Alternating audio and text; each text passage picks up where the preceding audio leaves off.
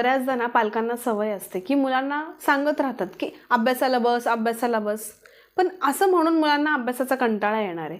काय होतं, मुलांना जर अभ्यास करून घे, अभ्यास करून घे असं सांगत राहिलं ना, तर त्यांना तो बोर होणार आहे. त्यापेक्षा चल आपण अभ्यास करू. आज तुला शाळेत काय शिकवलं दाखव बरं मला. हां, आज हे शिकवलं का? इंटरेस्टिंग आहे रे. तुला कळालं का शिक्षकांनी काय शिकवलंय? शाळेत काय शिकवलं तुला कळालंय का? का मी तुला परत सांगू? अशा पद्धतीने मुलांबरोबर कम्युनिकेशन ठेवा.